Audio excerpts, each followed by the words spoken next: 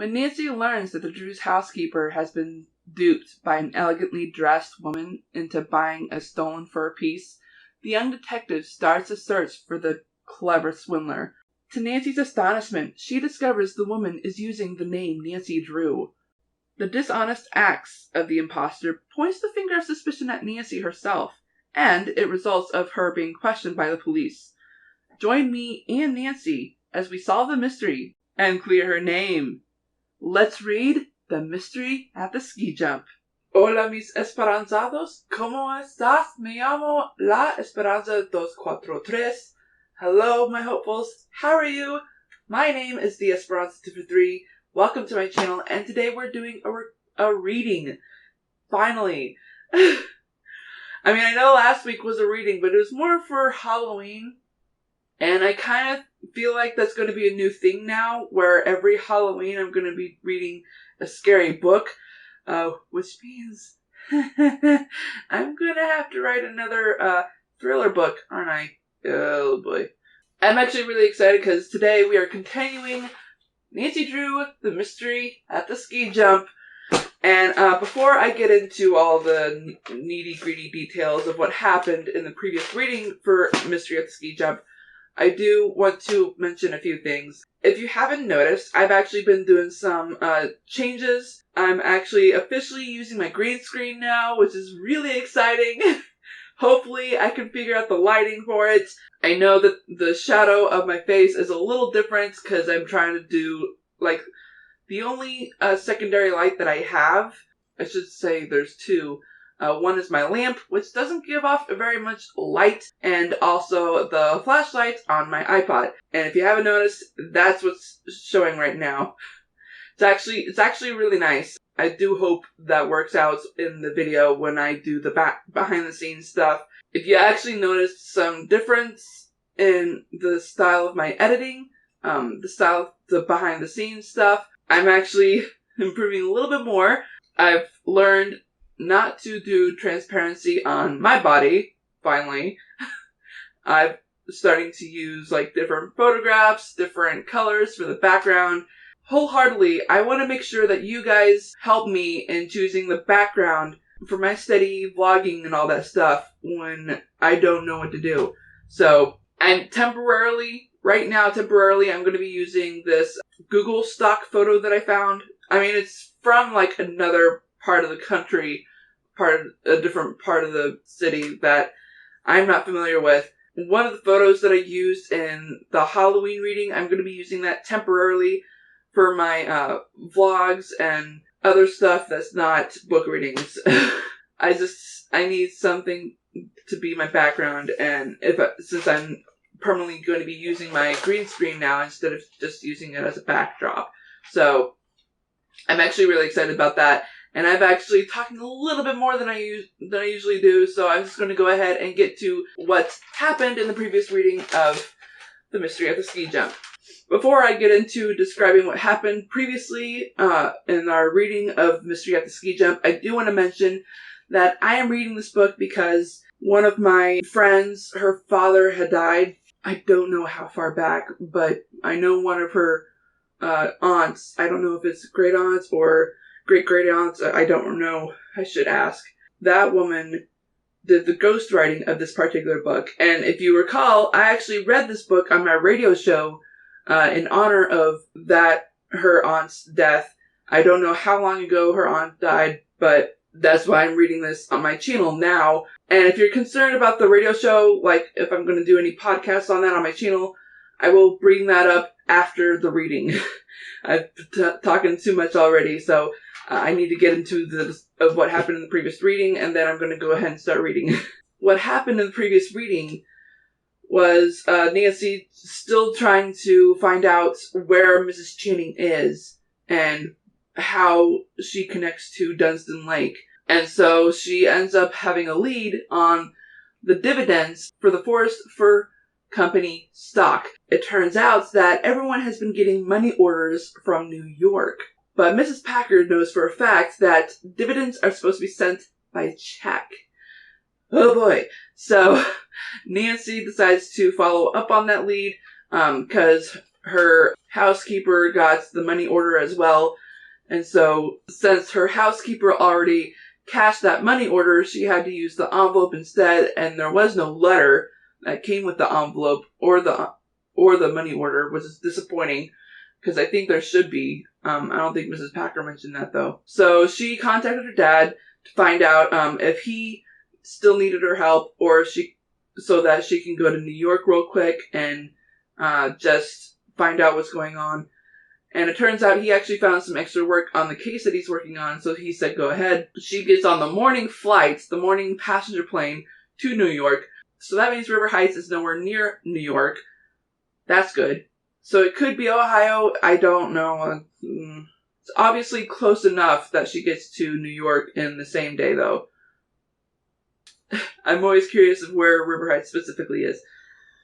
Some people think it's in Oregon or Ohio. So she gets to New York. She decides to stay with her aunt, Louise, and she likes to call her Aunt Lou, though. And so they end up, getting together for a little while, and then she follows the lead that she has on the envelope, and it leads them to a residential hotel. Interesting. And she tries to talk to the clerk/manager of the residential hotel, and discovers that resident there, Miss Reynolds, a very flirtatious, theatrical woman, she finds out that the guy who sets these money orders, his name is Sidney Boyd. She doesn't know the connection between Sidney Boyd or to Mrs. Channing, but she decides to convince the manager to do interviews with the staff, including the chambermaid that took care of the floor Mr. Sidney Boyd was on. It was either the chambermaid, Katie, or Miss Reynolds. One of them... it was Miss Reynolds. She received diamond earrings from Mr. Sidney Boyd, and they had platinum arrows. And Nancy's like, wait, could these be the same earrings that Mrs. Packer lost? Oh boy. And it turns out it is, because it matches the brooch that Nancy had on her person. And Miss Reynolds is like, oh, I know this well-to-do sergeants in the police force that can certainly help us. Oh boy. And it's just crazy because, this woman really is theatrical and she really is flirtatious. Because, she finds out that the sergeants can't do anything that night to expedite the investigation because he's going to a policeman's ball. And she gets all pouty saying, oh, she's not invited or anything like that. She doesn't say it. But he's like, oh, I don't have a lady figure with me to the ball tonight. Would you come with me? He actually admitted defeat on that. I think he knew what she was doing. But Nancy was able to investigate Sidney Boyd's bedroom, or hotel room, sorry, and he left no clue, no leads whatsoever to where he could be or where he's going. Because he left the previous night after stealing back the diamond earrings that he sold to Miss Reynolds. Very, very unfortunate. Which is really cool because Mrs. Channing definitely left at least one clue. No, two clues. Two clues. One about the mink fur items, and the other about it was some sort of receipt. Can't remember what it was. After talking to Sergeant Rolfe, Nancy and Aunt Louise, they went on to dinner, and for the life of me, Aunt Louise is saying Dunstan Lake sounds familiar, and she can't remember. And so Nancy starts talking about how Aunt Louise has helped her so much on different cases, and then she brings up Togo, that Aunt Louise took Togo to the Adirondacks, and Aunt Louise is like, Togo! I remember now! It turns out that the cottage she was staying in the Adirondacks, a trapper came by and wanted to find a mink ranch and a Dunstan Lake. So Dunstan Lake happens to be a person, as I suspected and knew all along, because I've read this book so many times. After that, Nancy and her aunts, they went to the theater, saw a movie, and then they went home and saw this old skating carnival film on TV. And lo and behold, Nancy finds Mrs. Channing acting in that particular film. She's this striking woman in satin robes and happens to be more striking than the queen in this film. Oh boy. If that's the case, I imagine why she quit acting. Because she should have been the queen and not some sort of side-by-side. Or as someone from 13 Going on 30 would say, a play-by-play. That's actually where we stopped, because if you're not familiar, if you don't quite remember, I am not going to be reading one chapter at a time. From now on, I'm going to be reading two chapters at a time, so that we can kind of expedite the reading. I really want this book to be finished, hopefully by Christmas. If not, at least by the beginning of January. Because technically this is like a winter book, but I like to have it done by then. So we're going to go ahead and start with Chapter 10, The Old Trapper. Nancy and her aunt sat in fascinated silence until the motion picture was over. At the end, the cast was named. Mrs. Channing was called Mitzi Adele. Oh boy. I do hope the singer did not get the name from her. No doubt that's her stage name, Aunt Lou remarked. Well, we've discovered she's a professional skater. Or was, Nancy surmised. The film is 2 or 3 years old. That's right, Eloise Drew agreed. She may have given up her profession when she married, so I can't see how the information is of much value. Nancy could not agree. Now that I know Missy Channing was a professional skater, she said, there must be a lot of people who know where she comes from and something about her background. So your problem is to find those people, Nancy. Exactly, her niece smiled. Aunt Lou, if it weren't so late, I'd start working on the clue right now. Soon, she and Aunt Lou kissed each other goodnight and went to bed. As soon as she and her aunt had finished breakfast next morning, Nancy telephoned to the television studio. She asked if anyone there could give her information about the skater Mitzi Adele. The man to whom she was speaking said the studio knew nothing about her. He advised Nancy to write to the Bramson Film Company, which had made the picture, and asked for information on Mitzi Adele. Did you find out anything? Her aunt asked as her niece put down the phone. Nancy shook her head. Only the name of the film company. I hope they have Missy Channing's address. Considering how old the film is, I doubt it. Eloise Drew had to leave for school. Nancy said goodbye, for she had decided to take the noon plane. It has been so wonderful visiting you, Aunt Lou. And please come to River Heights soon, won't you? On my vacation, perhaps, the teacher promised. I have one next week. Wait, she has a vacation the next week? What school does she go to? As soon as Eloise Drew had gone, Nancy sent a telegram to the Bramson Film Company, asking for a reply to be sent to her at River Heights. Then she packed her bag. At 10 o'clock, the apartment buzzer rang. When Nancy answered it, she learned that Police Sergeant Rolfe was in the lobby. She invited him to come up. I'm here to return that diamond brooch, Miss Drew, he told her as she opened the door. If that thief Sidney Boyd tries to sell those matching earrings in any store or pawn shop, we'll get him. I certainly hope you do, Nancy smiled. Won't you step in, Sergeant? No thanks, I'm on duty, Rolfe explained, starting away. I only wanted to say that the police department appreciates the cooperation you gave us, young lady. I'm always glad to help, Nancy assured him. Goodbye, Sergeant, and the best of luck catching Mr. Boyd. At noon, Nancy boarded a plane for River Heights. The weather was clear, and the flight pleasantly smooth. It seemed as if she had hardly finished luncheon, read the morning paper, and solved a puzzle in it before she was landing at her hometown airport. When Nancy alighted from a taxicab and slipped into the house, she found Hannah Gruen in the kitchen.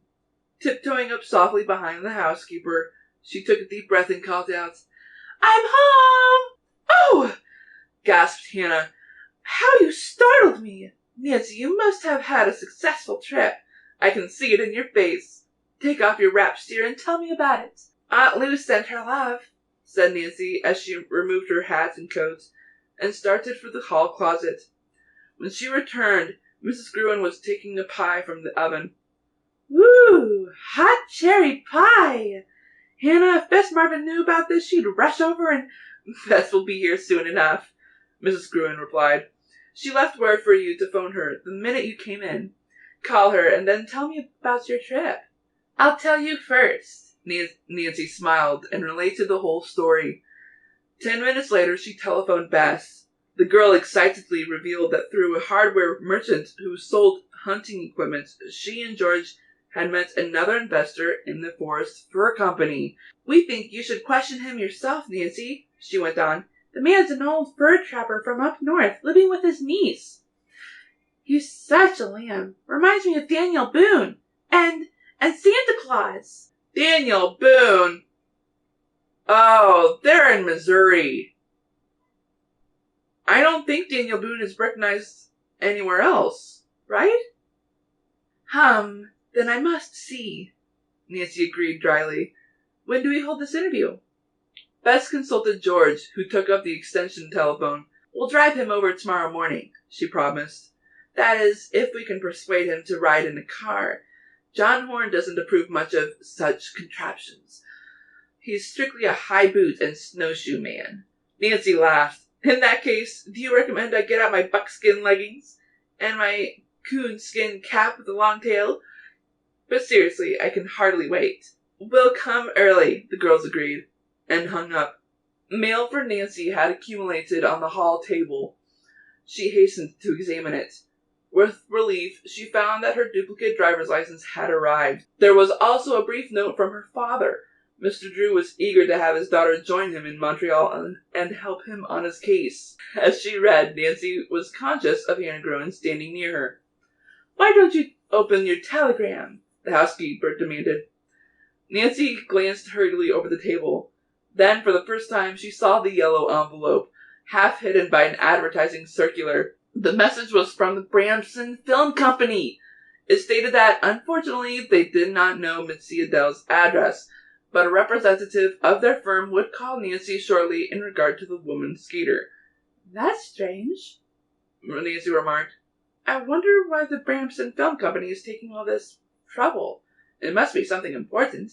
I simply can't go to Montreal until I hear what it is." In the morning, the sound of loud voices announced the arrival of Bess, George, and the eccentric fur trapper. Stock and round-faced, with twinkling blue eyes, and a leathery brown skin, the 70-year-old fellow strode up to the porch with the easy gait of a man half his age. Watching him, Nancy decided that Bess was right. John Horn was dressed like Daniel Boone, but he had the long white whiskers of Santa Claus. At her invitation, they all trailed into the Drew living room, and Nancy gestured toward seats around the blazing log fire. The woodsman declined a chair. He chose to stand directly before the mantel, his legs spread wide apart, and his hands deep in the pockets of his leather lumber jacket. "Well, young woman, I'm here. What do you want to ask me?" he demanded bluntly, his blue eyes boring into Nancy's. The girl was startled, but she answered him just as directly. "Is it true that you bought Forest Fur Company stock from a Mrs. Channing?" "Yes, I was an old fool," John Horn admitted. "The woman told me what fine meek farms her company had, and I leaped to the bait, stupid as a wall-eyed pike." "I wonder if she told you anything that would help us trace her," Nancy persisted, as George and Bess suppressed giggles. "Did she mention a Dunstan Lake, for instance?" The old man pulled at his whiskers. "No, never heard that name, miss. All we chinned about was mink. You see, I've worked on a mink farm in Canada, and I've been trapping the little rascals for years. That's how I come by Arabella here," he added, reaching down into the voluminous pocket of his worn coat. He hauled out a small squirrel-like creature with bright black eyes and a long tail. "Why, it's a mink!" cried Bess, running forward to stare at the little animal. "Sure, she's a mink," John Horn agreed proudly. 4 months old and with as prime a pelt as I ever seen. Notice that glossy dark brown fur, ladies. See how thick and live-looking the hair is. Arabella's an aristocrat. Yes, sirree." "Is she tame?" George asked, reaching cautiously to stroke the small, alert head. She's tame because I raised her myself, he explained John Horn. A wild mink, though, will bite you, and his teeth are plenty sharp. Where did you get her? Nancy asked. Arabella was born on a mink branch. The first time I saw her, she was pinky white and not much bigger than a lima bean. All baby minks are like that, very tiny and covered with silky white hair. John Horn gave his pet a final affectionate stroke and replaced her in his pocket. Now I expect we'd better get back to business. You want me to help you catch that crook, don't you, Miss Drew? Nancy was surprised because she had no such idea in mind. However, if the Dunstan Lake mink farm were located in the Adirondacks, as Aunt Lou believed, it might be very handy to have an experienced woodsman around. Boy, is she going to be a surprise. Mr. Horn, I may need your help if I have to travel up to the frozen country. You can count on me, said the old man emphatically. I'll show you how to trap that Channing woman just like I'd trap a mean mink. Excuse me, Nancy, said Mrs. Gruen from the doorway. I thought perhaps these folks would like some hot chocolate and cinnamon toast. At the sight of the older woman and her tray, John Horn became, all at once, distrait and ill at ease. No thank you, ma'am. I never eat between meals, he said hastily. Fact is, I gotta be going right away. We'll drive you home, Bess offered. No, I'd rather walk. The old trapper brushed past the surprised Hannah and out into the hall. Then he turned and came lopping back to Nancy, as if ashamed of himself. I like you, girl. You talk sense, he stammered. Here, take this. Suddenly, Nancy felt something warm and furry thrust into her hands. The small, wriggling body felt so strange that she gasped and stepped backward, dropping the little mink to the floor. Instantly, Arabella leaped away, straight toward the astounded Hannah. With a startled cry, the housekeeper clutched at her skirts and hopped onto the nearest chair. Oh! She shrieked. A rat! It's only a mink, Nancy said quickly. She reached down and tried to catch the little animal. Don't do that, Hannah warned. It'll bite, and the bite's just as bad as a rat's. At this moment, the little animal scooted directly toward Nancy. Chapter 11. The Mysterious Skier. Skier? Oh, she travels to Montreal finally. The noise and confusion that followed the escape of the little mink did not make it any easier to catch her. Arabella, terrified by her strange surroundings and the squeals of Bess and Hannah Gruen, was plainly frantic. The tiny animal scuttled nervously here and there about the living room in search of a hiding place. Then, in a final burst of speed, she darted through the door and into the entrance hall. John Horn held up one hand. Quiet, everybody, he commanded. You women there, stay put. And cut out that yammering. You'll scare my poor pet to death. There was silence, but Mrs. Gruen still remained standing on the chair. Bess was perched on the arm of the couch. Nancy and George continued to hunt for the mink, but it was Mr. Horn who located her, crouched in a corner near the front door. The trapper spoke to his pet softly as he approached. Then, kneeling, he took the mink into his arms. At the same moment, there was a quick ring of the doorbell. Nancy opened the door to find a well-dressed man of middle age on the front porch. How do you do? He said. Perhaps this is the wrong time for me to call. I've been ringing for several minutes. I'm sorry, Nancy apologized. We've just had a little trouble. We were chasing an escaped mink and... An escaped mink? The stranger gave Nancy a stare that suggested her mind might not be completely normal. Nancy blushed and pointed to the little creature nestled against John Horn's chest. It's really a tame mink, she explained.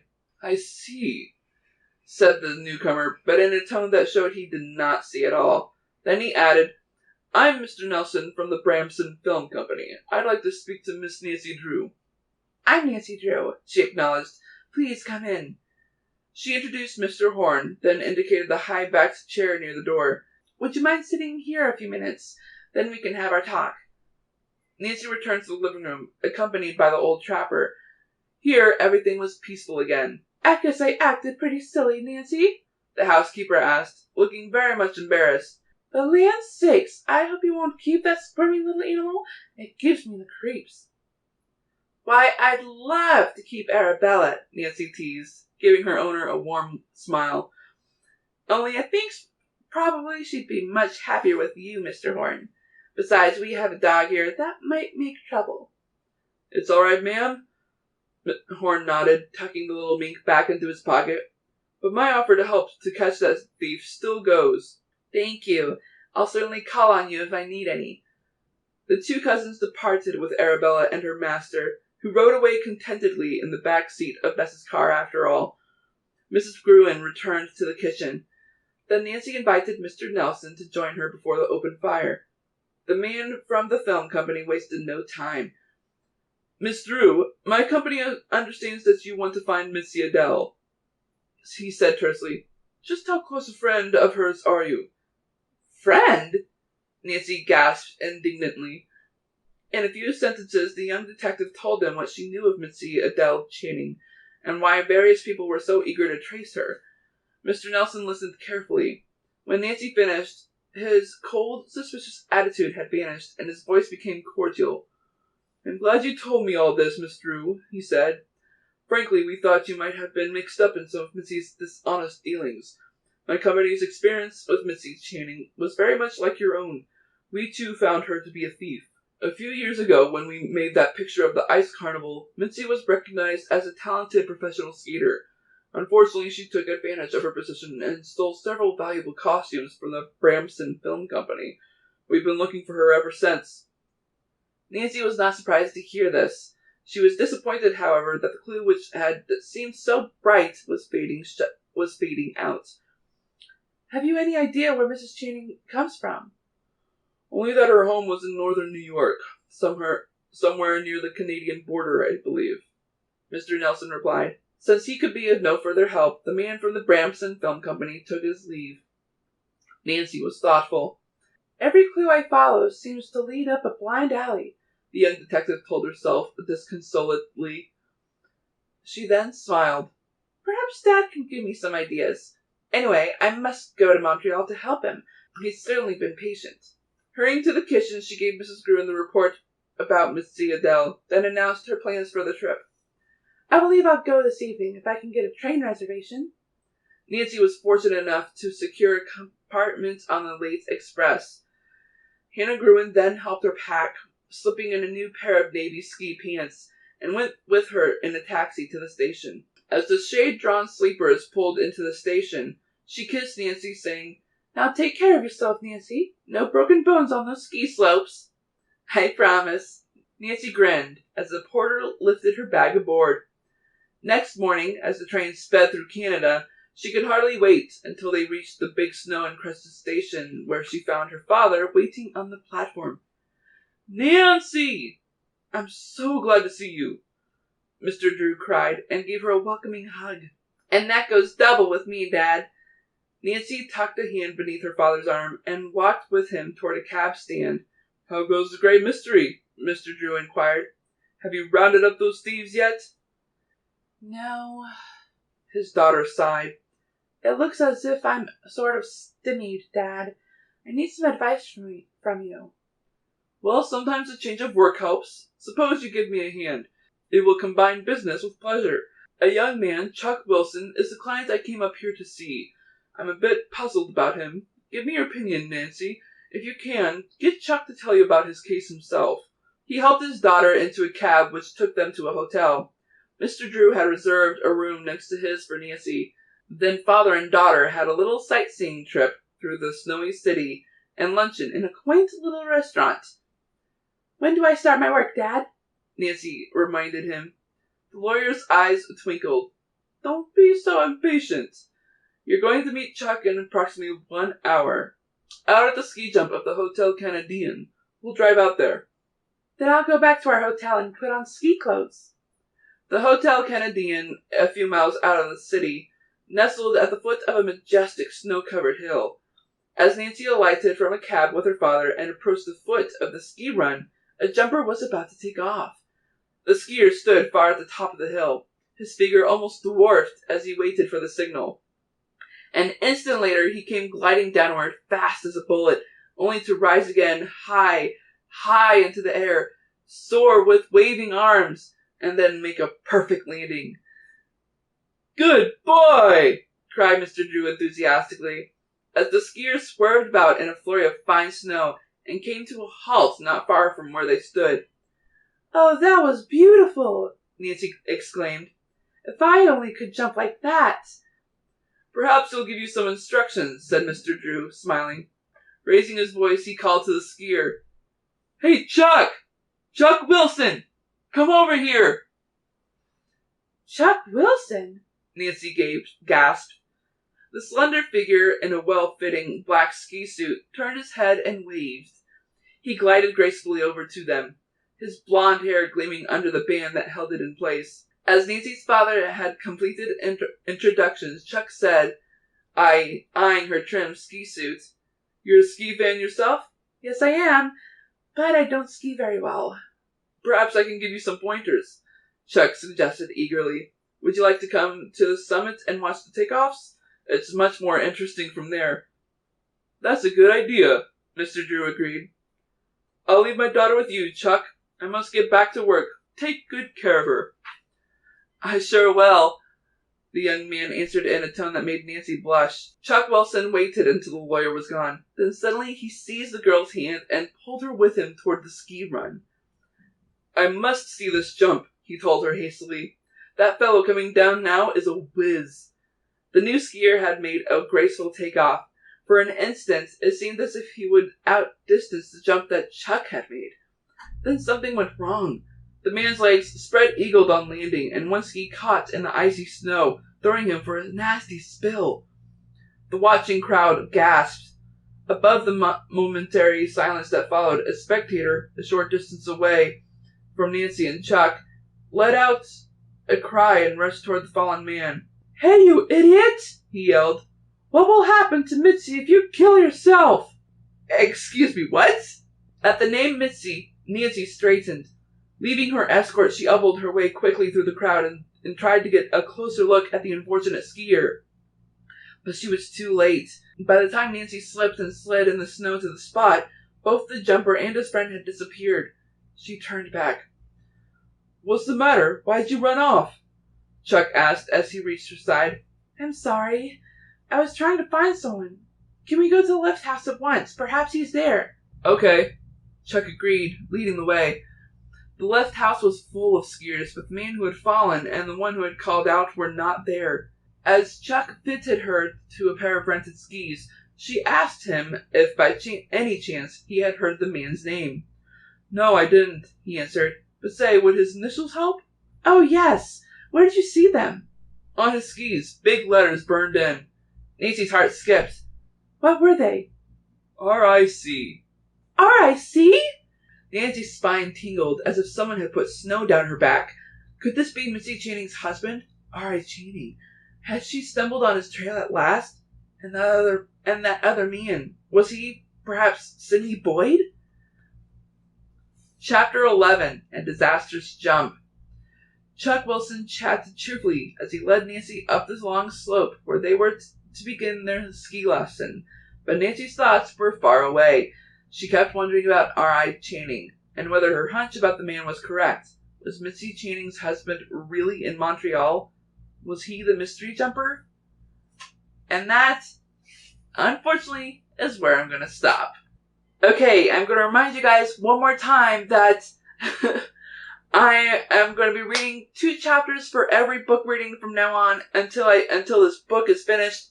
Guys, I love reading this book. This is such a great story. And I'm hoping next year, I don't know if it's going to be possible, but I'm hoping next year I'll be able to read The Captive Curse to you guys. And that will be the haunted... Actually, no, that would be perfect. The Captive Curse will be perfect for the Halloween book. Okay, awesome. I only hope we can get to the climax by Halloween. Oh, no, never mind. I would have to start that book probably in August. I might be able to do it, considering the next book we're going to be reading after The Mystery at the Ski Jump is going to be the 3rd book in the Mermaid Trilogy. I should say what is the word? Quadet or something like that? Because the 4th book in the collection is more of a spin-off than an actual 4th following. Because the spin-off is actually... one of the characters from the third book. And I forgot what I titled the third book. I'd have to look it up. But anyways, oh my gosh, that is so exciting. I'm really looking forward to that. And one more time, I need your help with figuring out what my background should be for my standard background. Because seriously, guys, I don't want to be using the same office photo from the Halloween reading. I'm actually really thankful that you're all subscribed to me. It's amazing of how much has happened this year and how much I've improved, how much I've gotten done, really. Because I'm the freaking... it's still overwhelming of what happened. I mean, I'm the PR assistant for Team Missouri, representing in USA Games 2018 in Seattle. Oh my gosh. I actually recently finished an assignment consisted of the spotlight interviews that is on Special Olympics Missouri's YouTube channel. You can actually check them out. All you gotta do is type in the search engine on YouTube, Special Olympics Missouri. You can look them up. Their YouTube playlist is a little out of whack right now, because there are a bunch of duplicates. Hopefully they can fix that soon. If not, you can go to their website, somo.org, SOMO.org, and you can find, I forgot where on the main page you can look for it. It's somewhere towards the bottom, I believe. There's like a list of like different events. You can click on USA Games 2018, click on that, and you can search, and if you look on that particular page for the USA Games, there should be a title of USA Games Spotlight Interviews. You can click on that, and it'll give you a list of athletes, and unified partners, and coaches, and sport managers. You can check all those out. There is one particular athletes that you cannot click on. It'll lead you to like a dead link saying that it's not active, it won't work. You can actually find him on their YouTube page, on their YouTube channel. You just have to type in the name. Otherwise, it's going to be pretty hard to find him.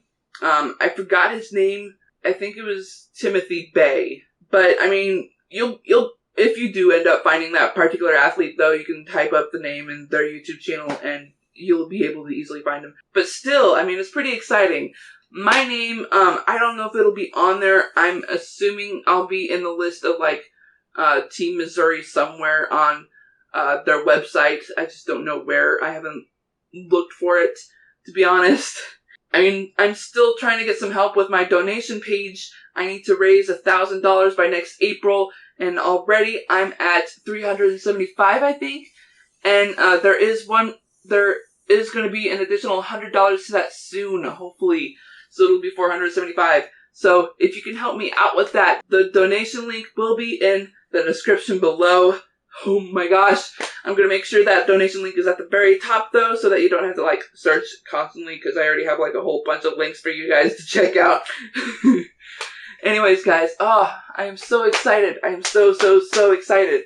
Next week is the semester for ALPSU. If you're not familiar with ALPSU, you can also look that on somo.org/ALPS, I believe it is. It's ALPS, and it's actually pretty cool. It's where athletes go to earn more skills, get actual degrees in a specific field that they want. Me, I'm going for global messenger. It's basically like a communications degree. There's like technology, there's coaching, there's teaching, there's like a whole bunch of different things. You can actually find out more if you go to somo.org/ALPS, ALPS, and it's actually really fun. The semester only lasts one weekend. I mean, I understand that that's fine. I just kind of wish it was a little longer.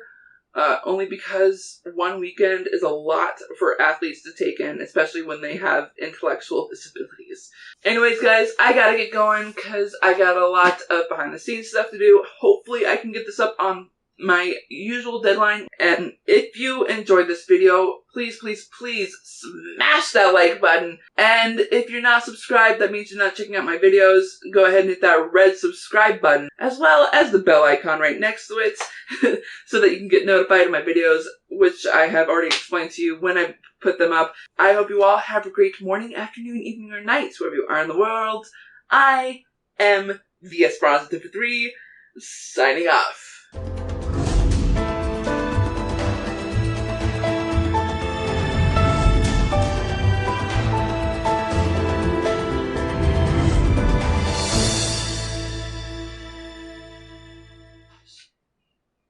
I love to sing. I love to sing. I love to sing about the moon and June and... Why can I never know the actual freaking words to that?